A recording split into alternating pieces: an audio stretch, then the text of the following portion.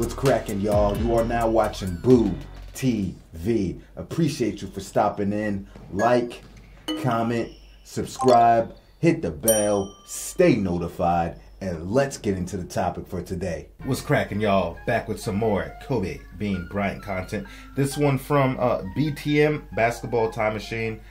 Great channel. We've reacted to quite a few stuff from that channel. Go check out the original source by clicking the link to the original material in the description of this one. Alright, so how Penny Hardaway disrespected Kobe and had to pay for it.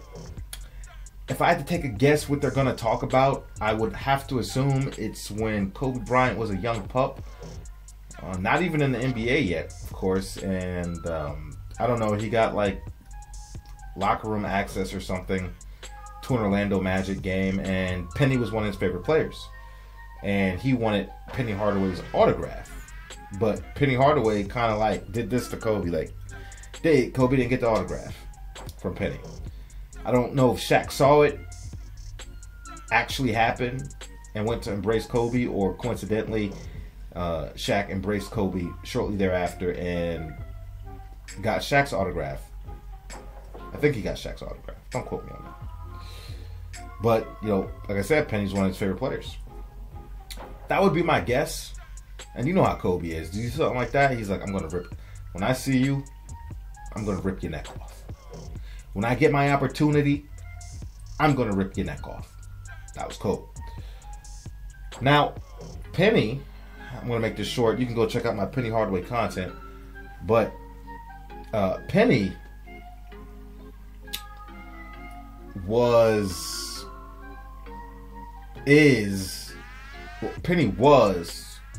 before the injuries got a hold of him, especially when he was on this run with the Magic, one of the best players in the league. Penny was that damn amazing. Penny's one of the biggest what-if people in the history of the league. Penny was a monster. Penny could pass, Penny could rebound, shoot the ball, dribble. Penny was a monster. But anyway, even when he was on the Suns, he was low-key balling too. Though after the Magic. I gotta throw that out there.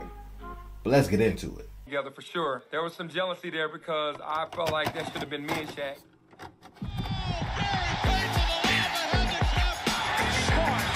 Hey guys, this is Dominique Wilkins. Hey, this is Sean Kemp. This is Gary Payton. Hey, this is Pau Gasol. NBA fans, what's up? This is Vince Carter here. Hey, what's up? This is Matt Barnes. If you're an old school NBA fan like I am, make sure you check out the Basketball Time Machine with my man Sean David. Hey guys, how's it going? Welcome back to the Basketball Time Machine. My name is Sean David, and I would say, let's talk some old school NBA basketball. Now, back in the 1990s, obviously we had so many great players that sometimes you kind of I don't want to say overlook, but you don't give the right people the amount of respect that they deserve. And one of those players is Penny Hardaway. We all know that he was this star back in the days, but I think that many people kind of forget that he was a special type of player. Shaq remembers, but there are also some other legends who kind of don't give him the respect. Anyway, in today's episode, I want to talk about how Penny Hardaway kind of disrespected Kobe Bryant and what happened after that. But before we start with that, let me ask you guys for a small favor. If you like the show, please subscribe to the channel and like the video if you enjoy the content. All right, you guys, let's do it.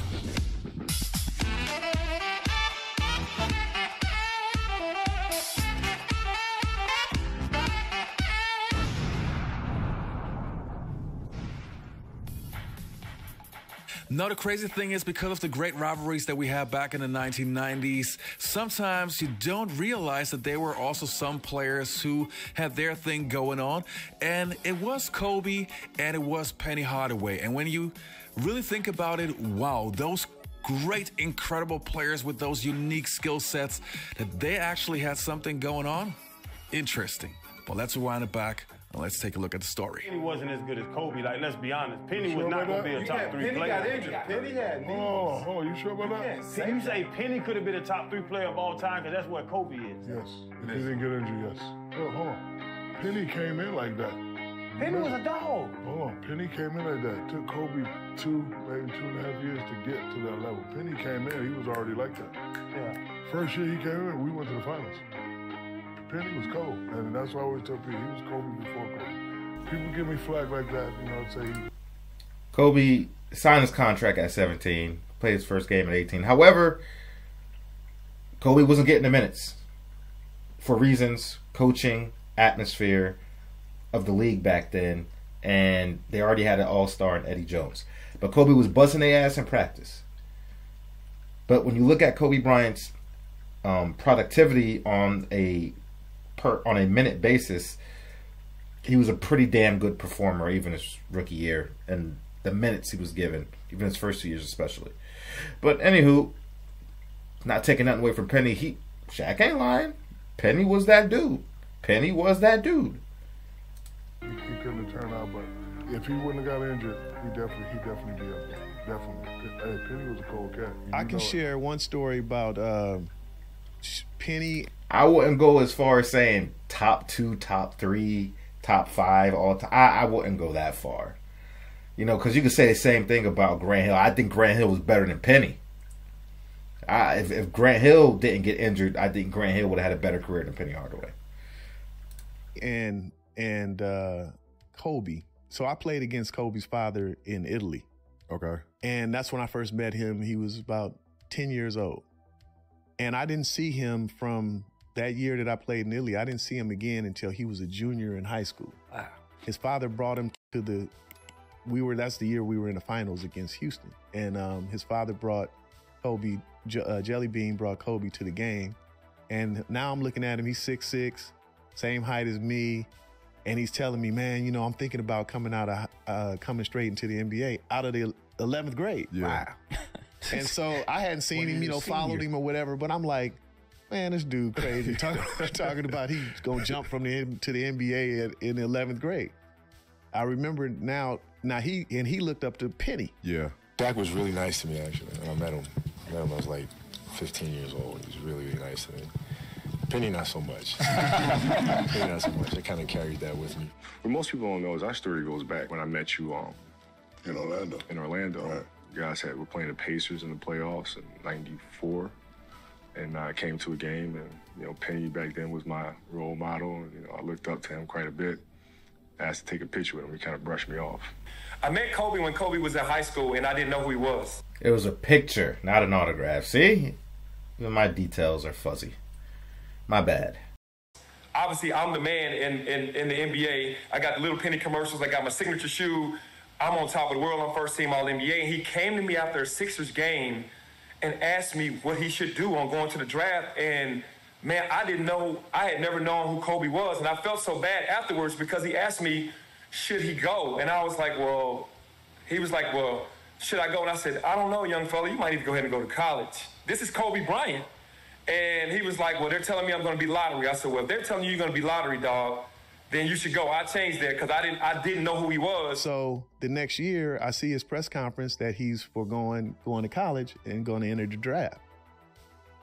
At that time, Magic Johnson used to have his Magic's Midsummer Nights. That little event out here in L.A. Right. Charity game and all of that, right? All the Baron parties. Davis took over. Right, Baron and Pete Pierce took that over. Yeah. So all the guys, you know, and all the big stars would come out and play in that. So Penny was playing in it, and Magic put Kobe was just getting ready to come into the league, put him on the other team. Mm-hmm. So, you know, in the All-Star game and, you know, in a charity game like that, everybody just having a good time, putting on a show for the fans. Kobe was going at Penny's rack. Yeah, he took it serious. Yeah, he took it serious, and he was talking crazy, and so Penny was like, you know, kind of like, damn, okay. So I remember he circled the calendar the following season.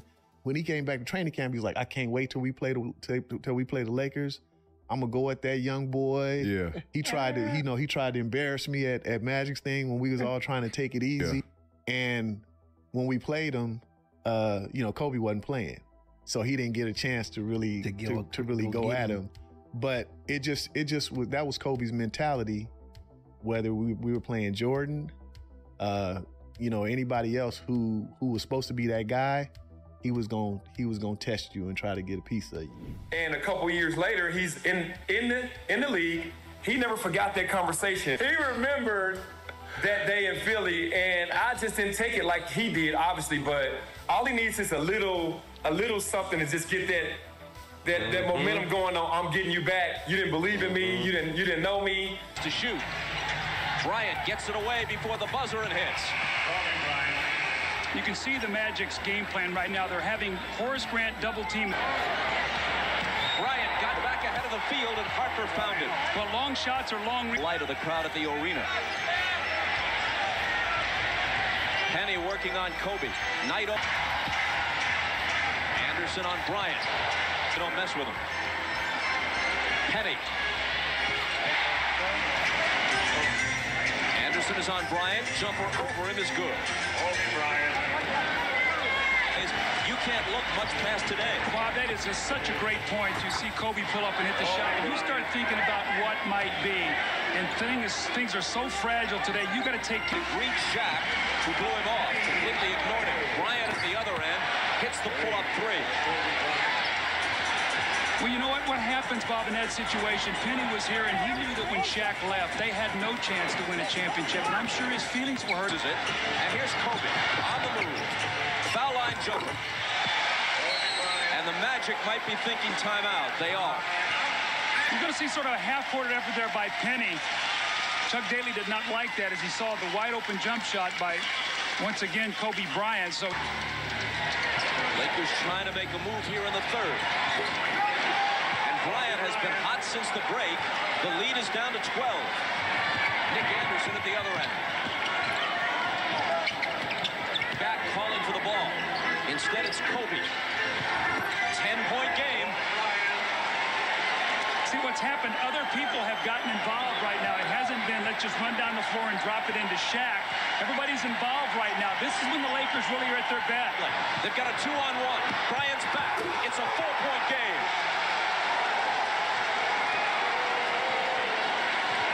The Lakers have now made... Here's Hardaway off the wing to the hoop. That's what you got to do. Keep the attack. Of the afternoon. Kobe hits a pull-up three. And what do you know? This is a 4-point game. After a slow start, Kobe has 23. You think confidence is not amazing in this game? He came out and hit his first couple shots in the third quarter and has been rolling since. Look at that form. Fisher with the lob to Kobe. Look at Daryl Armstrong. That dude was lightning quick. Daryl was. Time point lead. Here's Armstrong.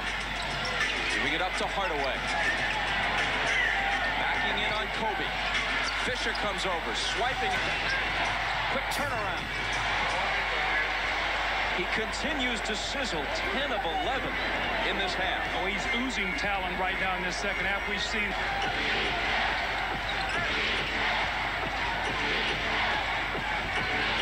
He gonna pull up for a mid-range. 5 on the shot clock. Kobe. I told you. I could tell. He knew that was gonna be a pull-up. But it means something to Shaq to win here, especially after they were getting clobbered and on the verge of being badly embarrassed on national television. You know, I say it even until today, to me, Penny Hardaway could have potentially been a top 10 player of all time. Skill set wise, I think he was phenomenal. This complete package. There was a reason why people called him Magic Johnson just with a jump shot, or Magic Johnson 2.0. He was not only one of my favorite players of all time, I literally love the guy even until today. And if he would have won, I don't know, like 3 championships or so, who knows where he would rank officially in today's world.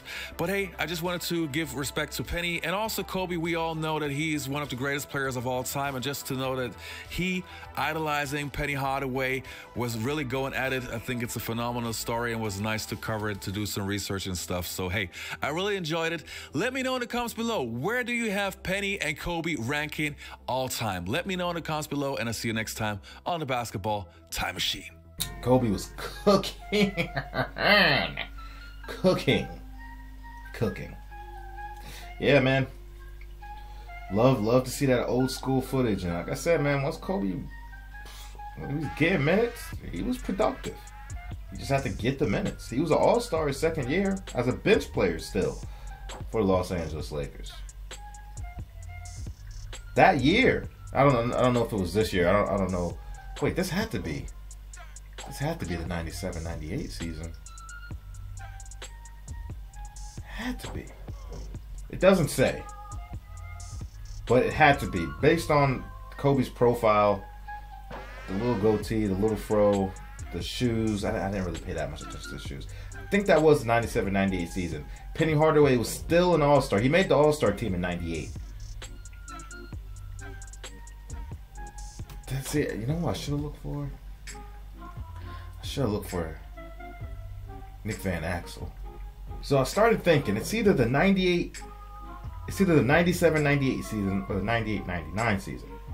So I went back and looked at it. I couldn't find Nick Van Exel, which made me think that it was probably the 98-99 season, which would have been the lockout season in the league. That was the year the Spurs won a championship. But I wasn't completely sure. I don't know if Van Exel could have been injured. I don't know. But then I saw Glenn Rice. Glenn Rice told me it was the 98-99 season because the Lakers acquired Glenn Rice in a trade for Eddie Jones and some other parts. And I didn't see Eddie Jones in it either. But the fact that Glenn Rice was there tells me that that's the 98-99 season. Oh, man. All I needed was little pieces of the puzzle, and I figure it out. Yeah, Penny was a baller, man. Like I said, had he not got injured, I think he definitely could have been a top 20 player all time, without question. Had Grant Hill not got injured, I think Grant Hill was top 10 worthy. I do. Grant Hill was a caliber player that could be a face of the NBA and carry the league. That's how special Grant Hill was. Baller, bro. Baller. Anywho, folks. That's all I gotta say about this one. Check out our Kobe Bryant playlist. I might have a Penny Hardaway playlist because I've done some Penny stuff, but I might not because it hasn't been a lot. But I have touched on Penny a handful of times. But I appreciate y'all for stepping in nonetheless. Let me know what you think about it, and I'll catch you on the next one.